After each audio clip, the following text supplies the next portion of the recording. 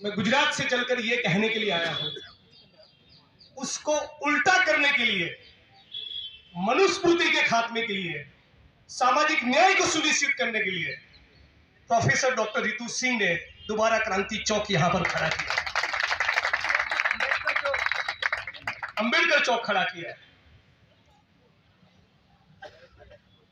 108 दिन साथी ने बताया था, बिल्कुल सही कहा कि डॉक्टर बाबा साहब अंबेडकर का कहना था कि किसी भी समाज की कितनी तरक्की हुई उसका मापदंड क्या है, उसका क्राइटेरिया क्या है। तो बहनों ने क्या तरक्की की, महिलाओं की क्या तरक्की हुई, उनकी क्या प्रगति हुई, उससे पता चलेगा। ये कहने वाले डॉक्टर बाबा साहब अंबेडकर आज हमारे बीच में जिंदा होते तो आज डॉक्टर रितु के साथ खड़े होते। साथियों, जैसा कि मैंने पहले रतनलाल जी से लेकर सभी साथियों ने, राहुल नागपाल जी ने, सभी ने बताया कि केवल रितु का मामला नहीं है। रितु का मामला तो बहुत साफ है, उसमें तो दूध का दूध और पानी का पानी इन मनुवादियों की पुलिस ने खुद कर दिया है। तभी तो मुकदमा दर्ज हुआ है, तभी तो एफआईआर हुआ है, तभी तो चार्जशीट हुआ है।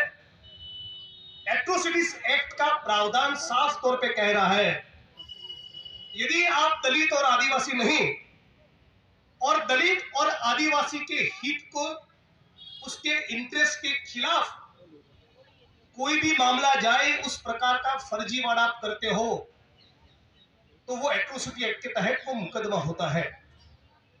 सुप्रीम कोर्ट के, हाई कोर्ट के जजमेंट से इतने 60-70 सालों के दौरान इस मुल्क की हाई कोर्ट और सुप्रीम कोर्ट ने जो ज्यूरिस्प्रूडेंस डेवलप किया है, उसका ये इंसल्ट है कि इस मोहतरमा की गिरफ्तारी नहीं हो रही। सुप्रीम कोर्ट ने तो यहां तक कहा, जस्टिस काजू और ज्ञानसुधा मिश्रा के जजमेंट में, कि यदि एट्रोसिटी एक्ट के तहत मुकदमा दर्ज हुआ है और यदि पुलिस गिरफ्तारी नहीं कर रही और उस मामले की शिकायत किसी executive magistrate, sub divisional magistrate, district magistrate, investigating officer और आईओ के सामने ये कंप्लेन किया जाए कि पुलिस गिरफ्तारी नहीं कर रही है, और उसके बावजूद यदि executive magistrate, sub divisional magistrate, SP और कलेक्टर गिरफ्तारी सुनिश्चित नहीं करवाते, तो जिसने एट्रोसिटी की है उसको तो क्रिमिनली चार्जशीट करना ही करना, इन अफसरों के खिलाफ भी डिपार्टमेंटल चार्जशीट होना चाहिए। लेकिन अब तो कानून कहां रहा है। मैंने एक ट्वीट किया और सीधा 2500 किलोमीटर आसाम की जेल में। आज प्रोफेसर रतनलाल जी के खिलाफ क्यों मुकदमे हो रहे हैं, क्यों मुझे आसाम की जेल में डाला, क्यों रितु को टारगेट किया गया? भाई, ये वही तो लोग हैं जो दलित समाज की, बहुजन समाज की एक नई पीढ़ी को तैयार करते हैं। अभी मैं 6 दिसंबर से मुंबई गया था। चैत्य भूमि की जगह पर मुझे पहुंचते पहुंचते 2.5 घंटा लगा, और वो भी अगर गाड़ी में पहले स्टिकर चिपकाया था विधायक गुजरात से, और डॉक्टर भीमराव बाबा साहब अंबेडकर के सपनों को साकार करने के लिए। ये केवल व्हाट्सएप पे मैसेज सर्कुलेट करने से या फेसबुक की वॉल पर कुछ लिखने से नहीं होगा। बहुत अलग दौर में हम लोग गुजर चुके हैं। ये लोग घर के अंदर घुसकर आने वाले दिनों में अंबेडकर वादियों को टारगेट करेंगे। ये लोग फिजिकल वायलेंस भी कर सकते हैं। 25, 35, 40, 50 साल के दौरान इन संघियों ने, आरएसएस वालों ने जो हमारे बीच में तलवार और त्रिशूल बांटे हैं, ये अग्निवीर की जो सेना खड़ी हो रही है, ऐसे नहीं है। यशवंत सिंधे नाम का एक आदमी नांदेड़ की, महाराष्ट्र की कोर्ट में एफिडेविट करता है। क्या कहता है एफिडेविट में?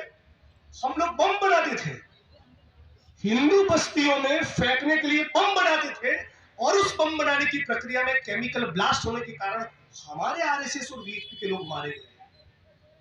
ये क्या चल रहा है आप सोचिए। सत्यपाल मलिक जो इतने दिनों से बोल रहे हैं कि 2024 के चुनाव के पहले ये लोग अपनी ही पार्टी के किसी नेता को मरवाना चाहते हैं, आतंकवादियों की घुसपैठ का मामला खड़ा करेंगे, पाकिस्तान के साथ मैच फिक्सिंग करके दुबई में मीटिंग कर रहे हैं कि कैसे युद्ध की बात को फैलाया जाए, एक वॉर मॉन्गरिंग खड़ा किया जाए। तो तमाम साथियों से ये गुजारिश है, इस प्रकार के एक भी रैली या धरने को मत छोड़िए। हर कीमत पर हमारे संविधान को बचाना है। हर कीमत पर डॉक्टर बाबा साहब अम्बेडकर के सपनों को साकार करना है, तो आज हम सभी का कर्तव्य बनता है कि डॉक्टर रितु के समर्थन में आके खड़े हैं। रितु तो केवल माध्यम है, उसके कारण पूरे मुल्क में यह संदेश गया कि दलित समाज की बेटियां भी इस मुल्क में खड़ी हो चुकी है, तो सत्ता की गर्दन पकड़ेगी और सत्ता से सवाल पूछेगी, सत्ता की छाती के ऊपर चढ़कर इंकलाब जिंदाबाद का नारा बुलंद करेगी। रितु के इस धरने के कारण यह मैसेज गया कि दिल्ली यूनिवर्सिटी के अंदर केवल रतनलाल या लक्ष्मण यादव नहीं, कम से कम दूसरे 2-2.5 हजार दलित, आदिवासी, ओबीसी और डीएनटी समुदाय के प्रोफेसर को निकाल दिया गया। दिक्कत क्या है? दिक्कत यही है कि यही तो वो लोग हैं जो सावरकर और गोलवलकर के बजाय भगत सिंह, फूले और पेरियार की बात करते हैं, डॉक्टर बाबा साहब अम्बेडकर की बात करते हैं। आज साथियों, रतनलाल जी ने भाषण भी दिया और क्लास भी ली, अच्छा किया, प्रोफेसर का ये काम भी है। हमारा पॉलिटिकल क्लास इतना निकम्मा हो चुका है कि सड़क पर तो नहीं ही उतर रहा, पार्लियामेंट और असेंबली में भी बोलने को तैयार नहीं। लेकिन 2 अप्रैल का भारत का जो बंद है वो बड़ा ऐतिहासिक आंदोलन में मानता, और इसलिए उसमें किसी भी नेता ने कॉल नहीं दिया था, किसी भी नेता का, पॉलिटिशियन का चेहरा उसमें नहीं था, किसी भी व्हाट्सएप के मैसेज के ऊपर, और फिर भी सरकार के खिलाफ भारत के इतिहास का एक ऐसा बंद हुआ जिसको आने वाली पीढ़ियां याद रखेगी। उन सड़क पर उतरने वाले भीम सैनिकों और अंबेडकरवादियों के बीच में 5 एमपी एमएलए भी इस मुल्क के नहीं थे। इस बात को भी हमें घर घर तक पहुंचाना पड़ेगा। हमको हमारे तमाम, किसी भी पॉलिटिकल पार्टी को तमाम एमपी एमएलए के ऊपर उतना प्रेशर तो बनाना ही चाहिए कि हमारे मुद्दे पर या तो बोले या तो घर वापसी की तैयारी कर ले। इतना प्रेशर यदि हम अपने ही समाज के नेता के ऊपर नहीं बना पाएंगे तो मोदी जी से हम लोग क्या सवाल कर लेंगे? ये 108 दिन कोई मजाक होता है? भारत के इतिहास में कितने ऐसे धरने दलित बहुजन समाज की बेटियों ने किए होंगे जो 100 दिन चले। ये ऐतिहासिक आंदोलन है। इस ऐतिहासिक आंदोलन की विरासत को पूरे भारत के कोने कोने में ले जाने का आज हम लोगों को संकल्प करना चाहिए।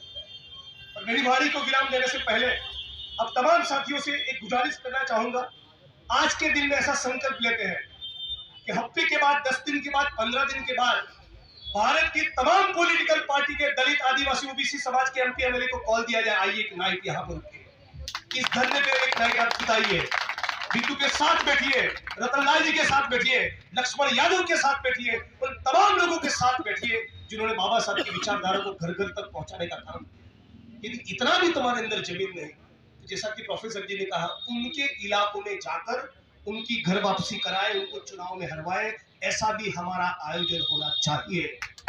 बिना उसके उनकी भी नींद नहीं उड़ेगी।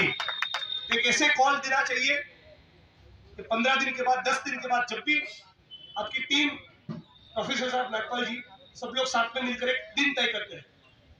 भाषण उन दिन नहीं करोगे तो चला गया, यहाँ आकर एक नाइट आकर एक पूरा दिन 24 घंटा रहिए और फिर पता चले कि कौन सी पॉलिटिकल पार्टी का, कौन सा दलित, आदिवासी, ओबीसी समाज का नेता यहाँ पर मौजूद था और कौन नहीं था, और जो नहीं था उन सबके कपड़े उतारे गए।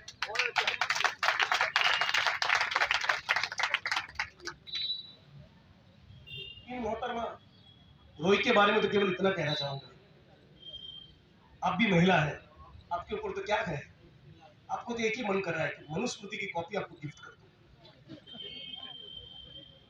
इससे अतिरिक्त कुछ नहीं कहना चाहूंगा।